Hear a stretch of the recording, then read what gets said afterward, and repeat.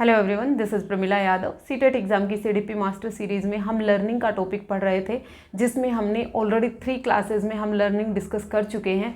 Last class में हमने देखा था जो टीचिंग लर्निंग प्रोसेस है वो 3 फेजेज़ में होता है। सबसे पहले प्री एक्टिव फेज़ होता है, जहाँ पर टीचर प्लानिंग कर रहा होता है कि उसे जो लेक्चर देना है वो किस तरह से देना है, कब देना है, कितना टाइम चाहिए उसे, ये सब प्लानिंग करता है। फिर उसके बाद सेकेंड फेज़ होता है, जहाँ पर हम इंटरेक्टिव फेज़ बोलते हैं, जहाँ पर टीचर और स्टूडेंट दोनों के बीच में इंटरेक्शन हो रही होती है, अंतःक्रिया हो रही होती है। फिर जो थर्ड स्टेज थी वो थी हमारी पोस्ट एक्टिव फेज, जिसको हम बोलते हैं शिक्षण कंप्लीट होने के बाद होती है, जहाँ पर टीचर बच्चों का इवोल्यूशन कर रहा होता है। फिर उसके बाद में हमने जो एजुकेशन सिस्टम है वो बाइपोलर है या ट्राइपोलर है, इसके बारे में देखा था कि जो जॉन एडम थे उन्होंने कहा था कि जो एजुकेशन सिस्टम है, जो टीचिंग लर्निंग है वो 2 पोल्स पर डिपेंड होती है, एक टीचर होता है और एक स्टूडेंट होता है। बाद ट्राइपोलर की बात की थी जॉन डीवी ने। जॉन डीवी कहते हैं कि सिर्फ और सिर्फ टीचर और स्टूडेंट ही इम्पोर्टेंट नहीं होते हैं, उसमें इन्वायरमेंट भी इम्पोर्टेंट होता है। ये सब हम लास्ट क्लास में बहुत डिटेल में डिस्कस कर चुके हैं। अगर आपने ये क्लास नहीं देखी है तो आप लास्ट क्लास जाकर एक बार चेक कर सकते हैं। आज का जो हमारा टॉपिक रहेगा वो टाइप्स ऑफ लर्निंग हम शुरू करने वाले हैं, कि जो लर्निंग है वो किस किस तरह से होती है। आज का जो सबसे पहली जो लर्निंग का टाइप है वो है हमारा ऑब्जर्वेशनल लर्निंग, जिसको हम बोलते हैं ऑब्जर्वेशनल लर्निंग, जिसको हम अवलोकनात्मक सीखना या अवलोकनात्मक अधिगम भी कहते हैं। ऑब्जर्वेशनल लर्निंग क्या होती है? जब मनुष्य अपने आसपास की चीज़ों को ऑब्जर्व करता है, देखता है, अवलोकन करता है और फिर उससे जो कुछ सीखता है वो ऑब्जर्वेशनल लर्निंग होती है। ऑब्जर्वेशनल लर्निंग देखने से पहले एक वर्ड और आता है जिसको हम बोलते हैं इमिटेशन, जिसको हम बोलते हैं अनुकरण। ये क्या होता है? जो सबसे सिंपलेस्ट फॉर्म होती है लर्निंग की वो इमिटेशन होता है, अनुकरण होता है। जो सबसे छोटा बच्चा होता है, जब बच्चा इन्फेंसी में होता है तो वो अपने पेरेंट्स का अनुकरण करना शुरू कर देता है, वो अपने पेरेंट्स की फेशियल एक्सप्रेशन का अनुकरण करना शुरू कर देता है, वो भाषा को एक्वायर करना शुरू कर देता है, वो लैंग्वेज को एक्वायर कर रहा है, फेशियल एक्सप्रेशन को एक्वायर कर रहा है। तो वो कैसे एक्वायर कर रहा है? इमिटेशन से कर रहा है, अनुकरण से कर रहा है। यहाँ पर बच्चा अपना दिमाग नहीं लगाता है, अपना कोग्निशन नहीं लगाता है, अपना संज्ञान यहाँ पर नहीं लगाता है। जैसा वो होता हुआ देखता है जस्ट उसी को कॉपी करता है और अपने व्यवहार में उसे डालकर उसे रिप्रोड्यूस कर देता है। यही इमिटेशन होती है। हर एक मनुष्य एक सोशल एनिमल होता है, एक सामाजिक प्राणी होता है। जो भी वह अपने आसपास होता हुआ देखता है उसका अनुकरण करता है, अनुकरण कर कर वो सीखता है। अब ये जो इमिटेशन है, इससे बच्चा क्या क्या सीखेगा? इससे बच्चे को नए नए एक्सपीरियंस मिलते हैं, मतलब नए नए अनुभव प्राप्त करता है। और फिर उसके साथ साथ वो क्या एक्वायर करता है? व्यवहार को एक्वायर करता है, नए बिहेवियर को एक्वायर करता है। तो मतलब क्या? व्यवहार सीखा और उसने नए अनुभव प्राप्त किए, किससे? इमिटेशन से। तो इमिटेशन क्या हुआ? इमिटेशन होता है कॉपी करना, नकल करना और उसी व्यवहार को रिप्रोड्यूस करना ही अनुकरण होता है, ही इमिटेशन होता है। देखिए, हर तरह की इमिटेशन लर्निंग नहीं होती है, आप याद रखिएगा। जहाँ पर भी बच्चा नकल कर रहा है जरूरी नहीं है कि वो उसे सीख भी रहा है। सीखेगा तभी तब बच्चे के व्यवहार में परमानेंट चेंज आ जाएंगे। जब बच्चे के व्यवहार में स्थायी परिवर्तन आ जाएंगे तभी हम उसे लर्निंग बोलेंगे। जब हमने लर्निंग की फर्स्ट क्लास में लर्निंग की डेफिनेशन देखी थी तब हमने देखा था कि लर्निंग हम किसे कहेंगे? लर्निंग जब कहेंगे जब बच्चे के व्यवहार में कोई भी परमानेंट चेंज आएगा तभी हम उसे लर्निंग कहते हैं। तो हर एक इमिटेशन है वो लर्निंग नहीं होगी जब तक बच्चे के व्यवहार में स्थायी परिवर्तन नहीं आ जाते, जब तक बच्चे के व्यवहार में परमानेंट चेंज नहीं आ जाते, हम उसे लर्निंग नहीं करेंगे। बच्चा हर एक चीज़ को इमिटेट करता है। बच्चा अपने आसपास जो कुछ भी होता हुआ देखता है, बच्चे ने देखा कि उसके बहन भाई खिलौनों से खेल रहे हैं तो वो भी खिलौनों से खेलने की जिद कर रहा है, चाहे उसका मन हो या ना हो, लेकिन वो दूसरे बच्चे को वो करता हुआ देखता है तो उसका भी मन करता है कि वो करे। ये इमिटेशन है। अगर उसने अपनी मम्मा को खाना बनाते हुए देखा है तो वो भी खाना बनाने को इमिटेट करने लगता है। यहाँ पर बच्चा अपना दिमाग बिल्कुल भी नहीं लगाता है, सिर्फ और सिर्फ बच्चा ये देखता है कि उसका सामने वाला क्या कर रहा है, जस्ट उसको कॉपी करना ही इमिटेशन होता है, अनुकरण होता है। अनुकरण से बच्चा एक्सपीरियंस को गेन करता है और व्यवहार में परिवर्तन आते हैं। लेकिन हम हर एक इमिटेशन को हम लर्निंग नहीं कहेंगे। लर्निंग तब होगी जब बच्चे के व्यवहार में परमानेंट चेंज आ जाएंगे, जब बच्चे के व्यवहार में स्थायी परिवर्तन आ जाएंगे, तभी हम उसे इमिटेशन कहेंगे, अनुकरण कहेंगे। अब है हमारी ऑब्जर्वेशनल लर्निंग, जिसको हम बोल रहे हैं अवलोकनात्मक लर्निंग। ऑब्जर्वेशनल लर्निंग के और भी बहुत सारे नाम हैं। ऑब्जर्वेशनल लर्निंग को हम सोशल लर्निंग भी बोलते हैं, विकेरियस लर्निंग भी बोलते हैं और मॉडलिंग भी बोलते हैं। इनमें से कोई भी नाम हो तो इसका मतलब क्या है, ऑब्जर्वेशनल लर्निंग है। विकेरियस लर्निंग का क्वेश्चन कई बार डाल दिया जाता है। विकेरियस लर्निंग क्या होती है? विकेरियस लर्निंग भी ऑब्जर्वेशनल लर्निंग ही होती है, अवलोकनात्मक लर्निंग ही होती है। अब जो ये अवलोकन है, ये इमिटेशन से किस तरह से अलग है, सबसे पहले तो आप ये समझिए। इमिटेशन में क्या था, बच्चा सामने वाले के व्यवहार को कॉपी करके उसे रिप्रोड्यूस कर रहा था, अपना कोग्निशन नहीं लगा रहा था। और ऑब्जर्वेशन में अपने संज्ञान का प्रयोग करता है बच्चा, अपने कोग्निशन का प्रयोग करता है।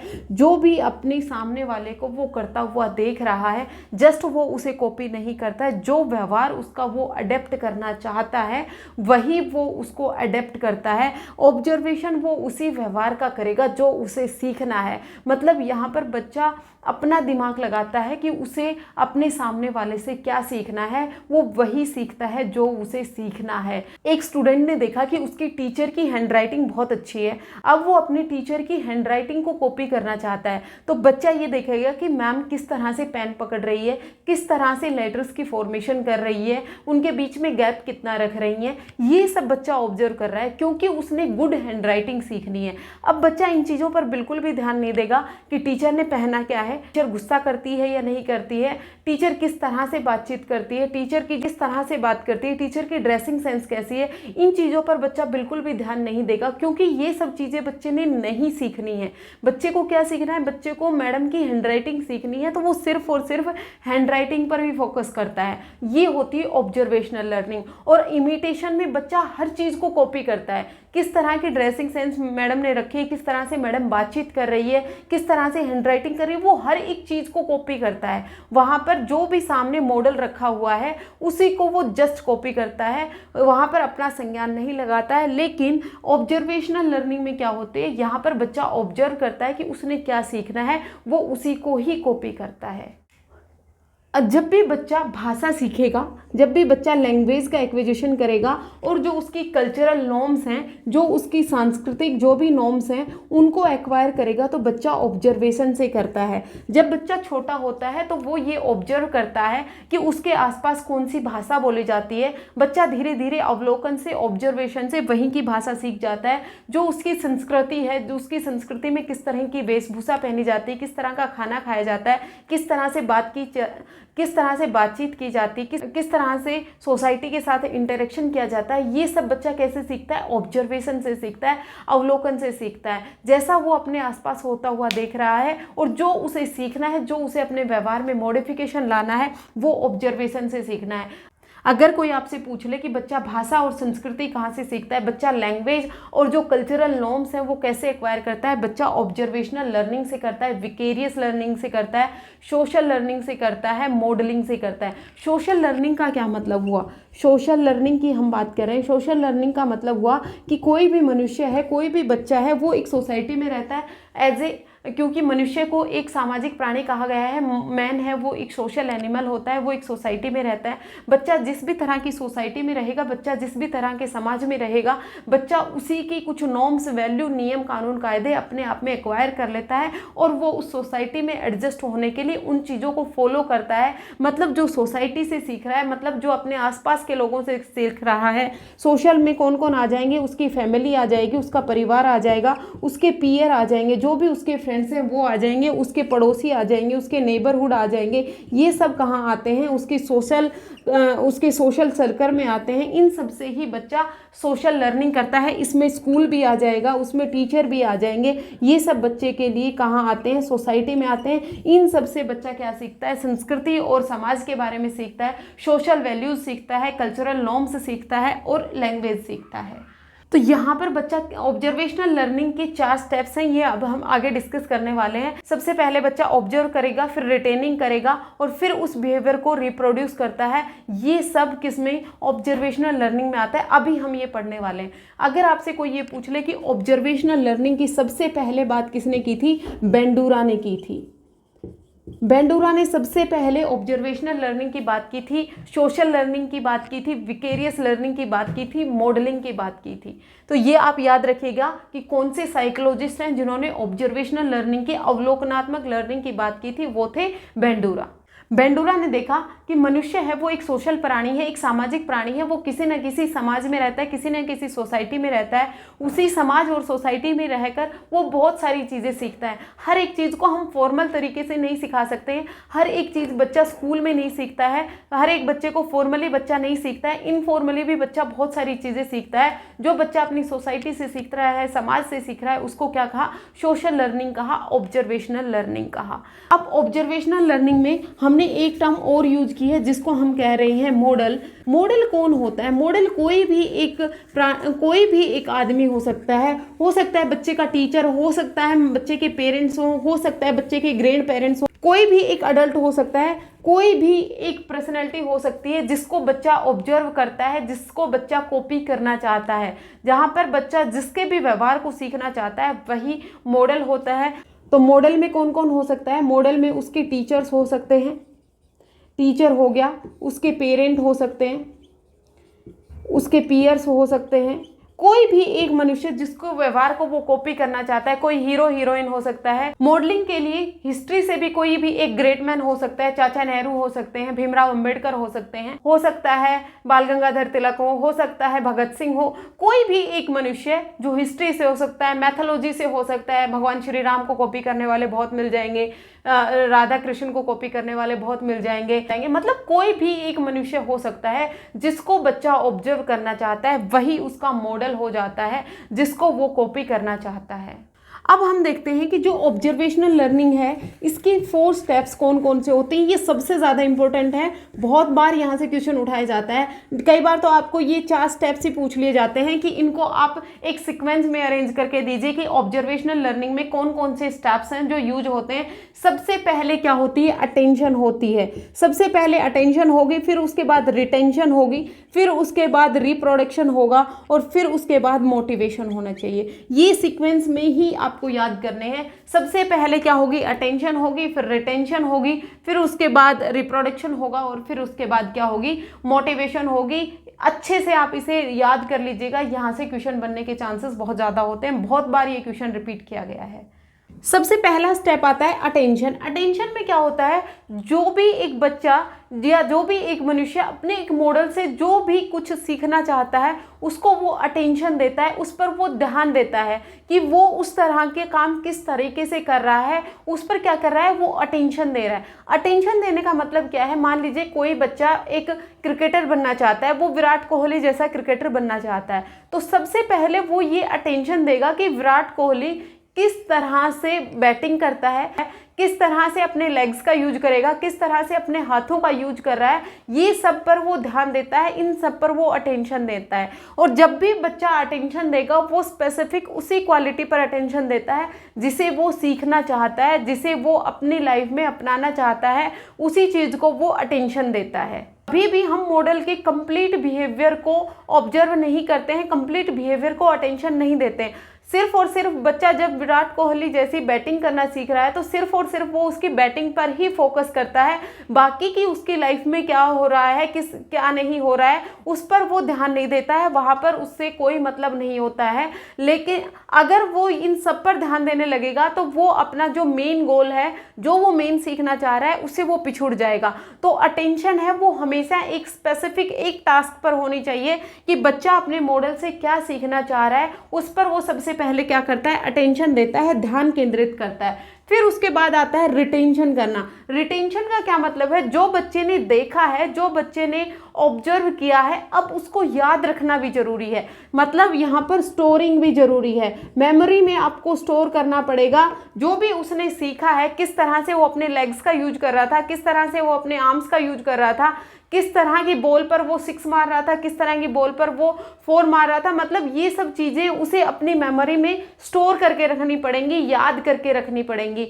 और इन सब चीज़ों को याद करके उसे अपने दिमाग में उसकी रिहर्सल करनी पड़ेगी, बार बार उसे अपने दिमाग में उसे रिवाइज करता रहना पड़ेगा। अगर वो दिमाग में मेंटली उस चीज़ को रिवाइज नहीं करता है तो वो भूल जाएगा, मतलब वो रिटेंशन नहीं कर पाएगा, तो अटेंशन भी जीरो हो जाएगी। अटेंशन देने का कोई फायदा ही नहीं होगा अगर वो रिटेंशन नहीं कर पाया, अगर वो उस चीज़ को रिटेन नहीं कर पाया।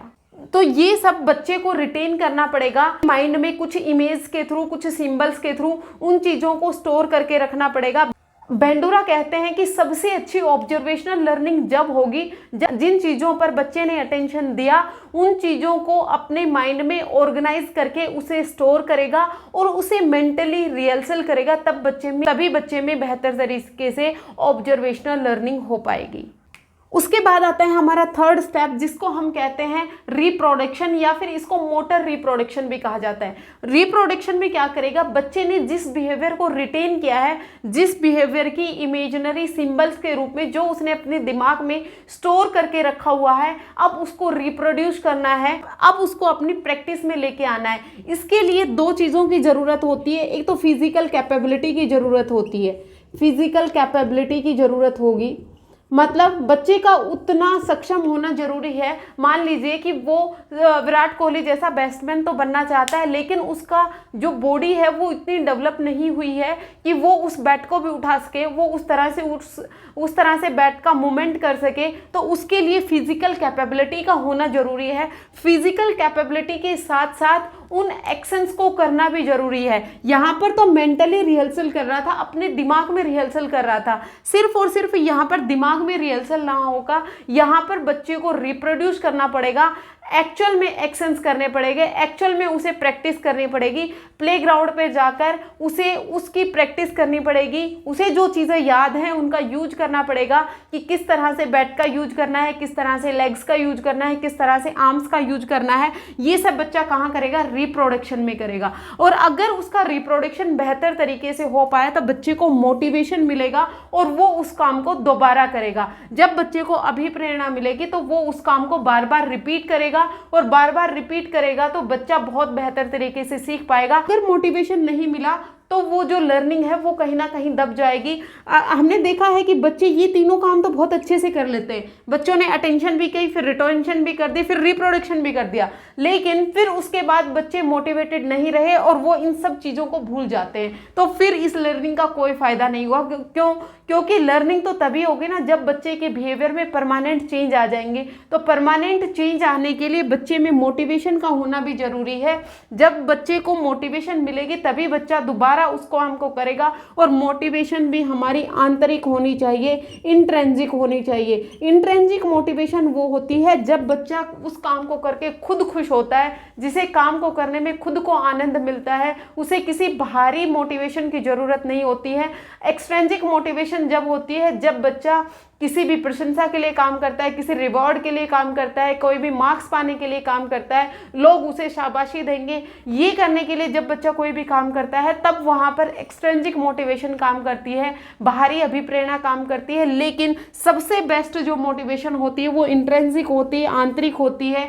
आपको बाहर से किसी भी रिवॉर्ड की ज़रूरत नहीं है। ये काम करने में आपको खुद को मज़ा आ रहा है, खुद को अच्छा लग रहा है, खुद को लग रहा है कि हाँ आज मैंने ये काम किया तो आज मैं बहुत खुश हूँ। वो कहाँ आएगा, हमारी इंट्रिंसिक मोटिवेशन में आता है, आंतरिक अभिप्रेरणा में आता है। तो ये 4 स्टेप रहे बेंडूरा के ऑब्जर्वेशनल लर्निंग की। सबसे पहले बच्चा अटेंशन करेगा, उस चीज़ को ध्यान से देखेगा जो उसने सीखनी है, फिर उसके बाद रिटेंशन करेगा, उसे अपने दिमाग में स्टोर करेगा और उसे मेंटली ही उसे रिहर्सल करेगा, फिर उसके बाद उसका रिप्रोडक्शन करेगा, एक्चुअली फिजिकली उस काम को करेगा। उसके लिए उसे फिजिकल कैपेबिलिटी होना जरूरी है और उस चीज़ की फील्ड में प्रैक्टिस करना जरूरी है। और फिर उसके बाद क्या आएगा, मोटिवेशन आएगी, अभिप्रेरणा आएगी। बच्चे को अभिप्रेरणा मिलेगी तो बच्चा बार बार उस चीज़ को रिपीट करेगा।